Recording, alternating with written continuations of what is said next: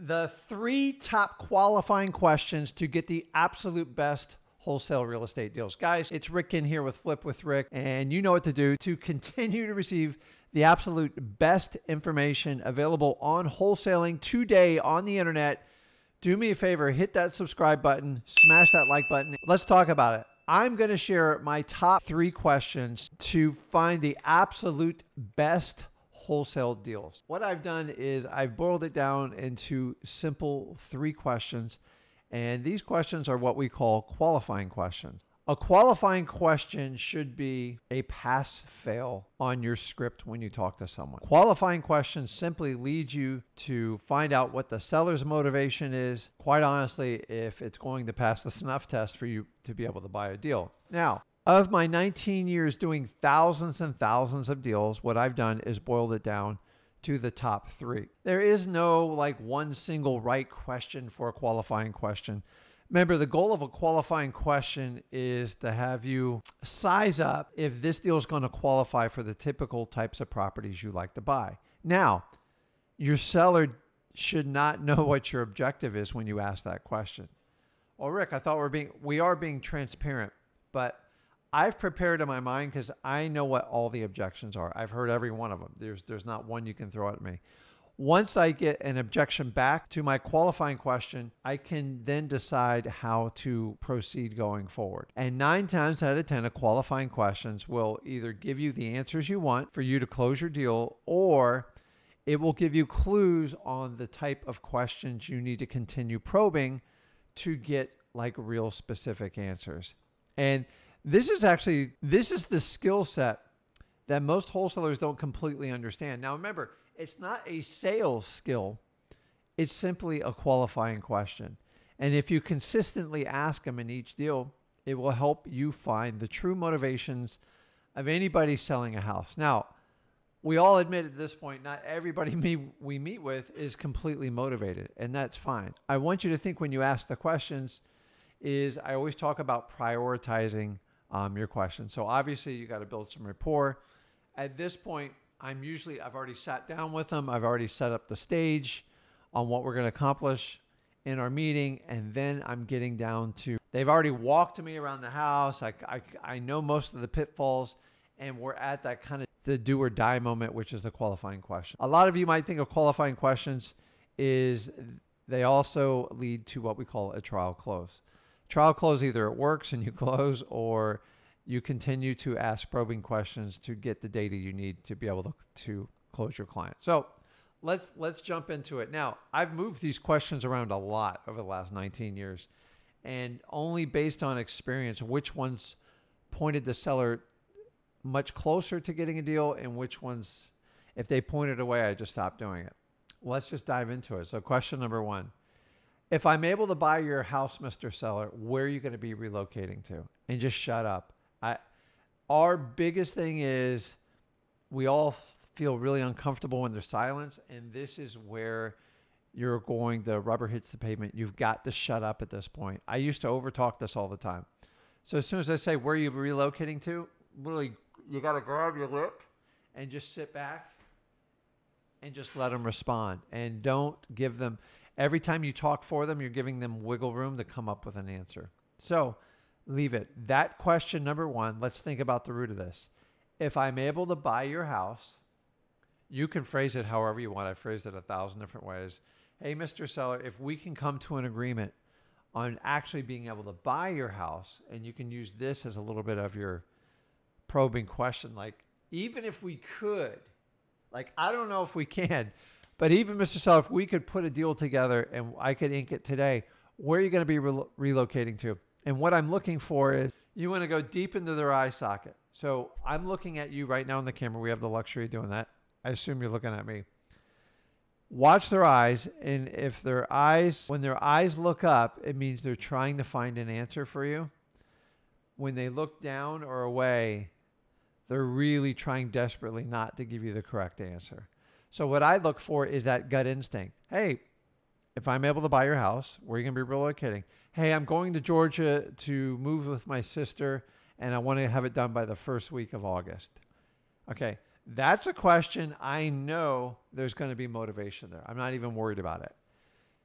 Now, let's ask the question another way. I've asked a question, I shut up, there's no response. And after waiting 20, 30 seconds,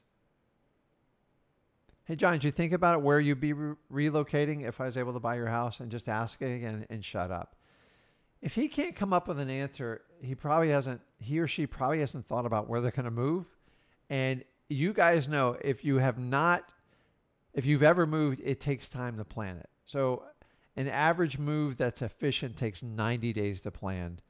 And that's if they have all their stuff going. So most people have to get through the decision process of wrapping their head around moving before they even do it. So if they haven't made that decision to move, you are a minimum 3 months away from usually buying the house. If they spit you out an answer and tells you exactly where to go, you're definitely well under 90 days. You could be close as 30 days, as close as 2 weeks. On that first question, ask the question, shut your mouth, and see how they respond, and watch their eyes.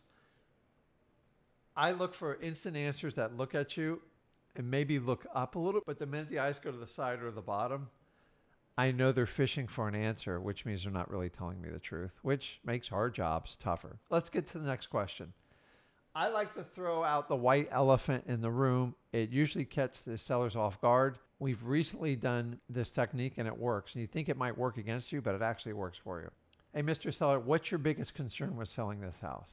Now, obviously, they're not all going to answer you truthfully, but sometimes they'll say, like, I'm nervous that you as a cash buyer is not going to come through, or you're going to do this with the house, or you're going to embarrass me in the neighborhood, or you're going to make me feel like a fool during an inspection period. So this question is saying, hey, what's your biggest concerns on the house? It's actually not about the concern of the house. It's the concern with you. That's right. You're throwing it out there and go, hey, is there any... They might tell you, hey, I don't know about your credibility, how many houses you bought. Wouldn't you rather know this up front now? A lot of investors are scared to throw this out there, but when you do this, it gives them a target to tell you if they have reservations about you. They don't have reservations ever about selling their house. They have reservations if you're going to judge them, make them feel stupid, or make it an embarrassing process. Remember, question number 2 is about you and letting them tell you your opinion of yourself. And they don't always do it, but it gives them... Some people tell you, you're just being a little too aggressive. And that's a good indicator of like where you're going with it. Remember, at the end of the day, if they don't like you and you don't build good rapport with them, none of it's going to matter. So you might as well find out where you stand in the process. The last one I like to ask, and I know it's kind of circling back on one. Okay, John, so I get it. Georgia's the place. You want to be living next to your sister. What's an ideal date that you would like to move? Just shut up. And once again, most of them are going to give you a lot of them will give you specifics. Hey, I'm moving August 19th at 2 o'clock. U-Haul truck's coming, and that's what we're doing. Or they're like, I really haven't thought about it. And then that's when you can expand on the conversation. He goes, well, it's going to take you 30 days to close. I'm like, we might be able to do it sooner. Would you want to talk about that? And then they say, well, I got to get a moving truck and I got to move this and I got to get some helpers. Guys, remember, qualifying questions is just a small segment of when you meet with your sellers after you've built rapport. But the qualifying questions, if they have no idea where they're going to move to or what date they're going to do it, you can't afford to go really deep down your probing questions because they haven't even committed to selling the house yet. In your qualifying questions, if you're not getting the answers what you need to go back and reestablish if they actually have an interest in selling the house. Unfortunately, qualifying questions aren't the first questions we ask, but in my opinion, my humble opinion, they are the most important questions you ask. If I can't get good answers on any of these 3 qualifying questions, I know I got my work cut out for me, and I'm going to recircle back around it. Let's just review real short again the 3 simplest ways to qualify people to gauge their motivation. Remember, you can't ask this question first, although we want to, but there's nice ways of asking over the phone before you meet with them in person. Hey, Mr. Buyer, if I'm able to buy your house, what area are you looking to relocate to? They should have good, quick answers for you. It's a good time. Mr. Seller, what concerns you the most about selling your house? And just be quiet. And they might tell you, moving seems overwhelming, and then you could offer them tips and tricks and vendors and stuff like that, whatever you agree. You can recertify that you're paying closing costs if they're concerned about the cost. It's just a great section to find out. And if they go, well, I'm a little concerned because I don't know if you can actually buy the house. That's your ticket to reassure them there instead of them like making that phone call saying, hey, I want out of the deal. And then last but not least, hey, Mr. John, what's the ideal date you would like to sell your house? What's your ideal moving date? And just see how they respond again. And then once again, that should help qualify the other two questions to make sure everything's in line. Whenever I get clear, definitive answers on the qualifying questions, I know exactly where I'm going. Anytime we've missed like any of these three qualifying questions, you can have a chance to have a deal blow up on you. Remember, you want to walk everyone down a funnel, and you want to get to be able to buy their house, get them a good deal, get you a good deal, and make it a win-win for everyone. We're never looking to take advantage of people. But the qualifying question's it, man. If somebody doesn't know where they're going to relocate to, how are you going to buy their house? And 9 times 10, they're going to get sticker shock or overwhelmed when you start guiding them down it.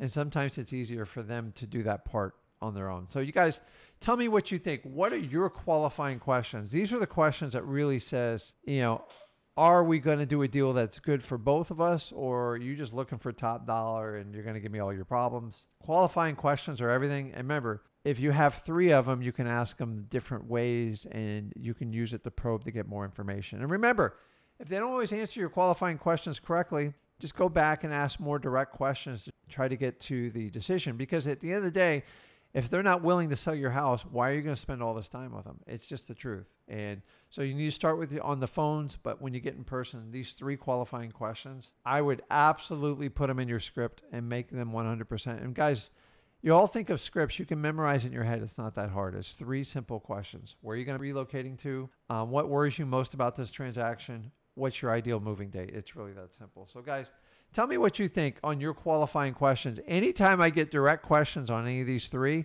and the more the 3 aligned, I get amazing wholesaling deals. And I want to share these tips and tricks with you so you guys can benefit from my 19 years experience. By the way, I just gave away the entire course for you on these 3 questions. Use them, incorporate them, and guys, talk to people because that's what they want to do in the end. And the more you can help solve their problem, the more you can create a win-win situations. And that's my goal, is to make sure every one of you guys are a super successful wholesaling investor making at least 6 figures. And I don't advertise for you. I don't even offer you a course. We are the only true, authentic, organic wholesalers out there on the market trying to share with you exactly how this business is done and peel back this layer of guru BS where they tell you I have the secret to show you how to do X amount of deals. Guys, there's no secrets here. We're sharing it all right here. Wholesaling Houses for Real. This is Rick with Flip with Rick. Do me a favor, hit that subscribe button to continue to receive the absolute best wholesaling information available on the internet today. And share this video with someone that you think would benefit from sharing these questions on their qualifying questions. Guys, it's Rick Ginn with Flip with Rick, and I'll see you in the next video. Thanks.